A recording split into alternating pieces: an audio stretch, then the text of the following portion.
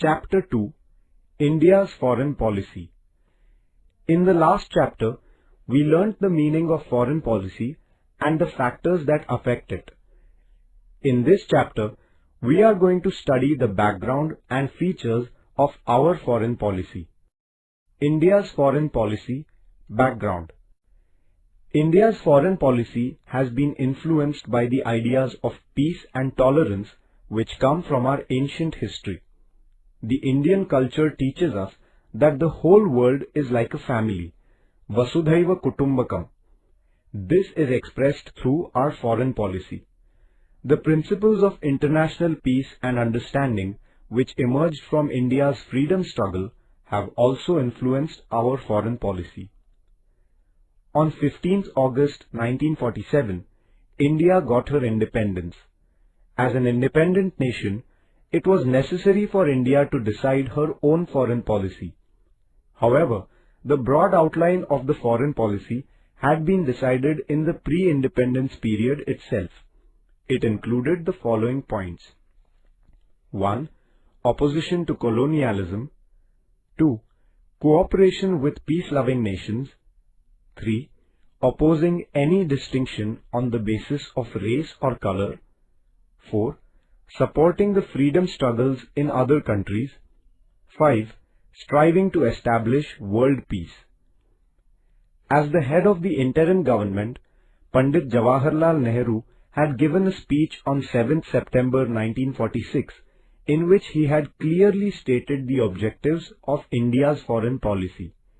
He stressed on the need to formulate an independent foreign policy, not falling prey to the pressures of the other nations. India's foreign policy, constitutional provisions.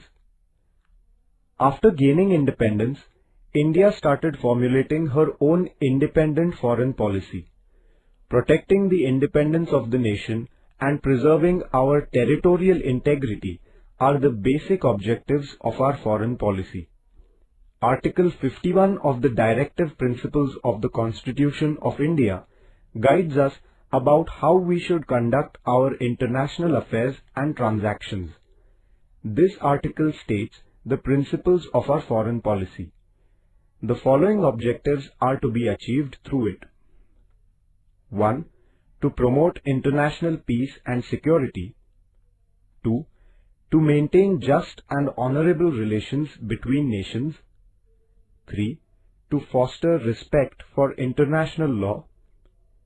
4. To encourage the resolving of international issues peacefully and through tribunals. Some of the main features of India's foreign policy are as follows. Opposition to imperialism and colonialism. Imperialism means disrespect for the freedom and sovereignty of other nations. It also involves domination of the other countries in different ways to promote one's own national interest. Colonialism is also a kind of imperialism. Some countries conquer the territories of other countries on the basis of their strength and establish their dominance over that region. This is called colonialism. Opposition to colonialism and imperialism is a characteristic feature of India's foreign policy. Preserving international peace. India is committed to the principles of peace. India relies on the methods of negotiation and dialogue to resolve international issues.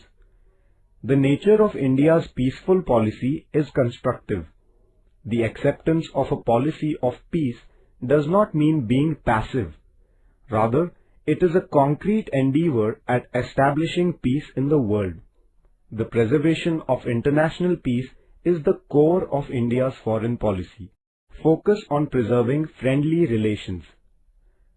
One of the important features of India's foreign policy is the preservation of friendly relations with all the countries in the world. Friendly relations help to increase the cultural, educational and economic give and take between nations. Through the process of helping the other nations in their development, India has focused on preserving the friendly relations. Principles of Panchashil. The principles of Panchashil are the pillars of India's foreign policy. It is a set of norms to resolve international issues through peaceful methods.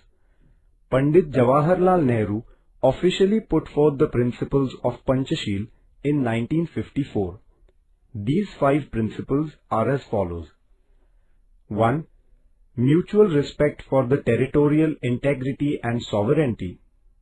2. Mutual non-aggression. 3. Mutual non-interference in each other's internal affairs. 4.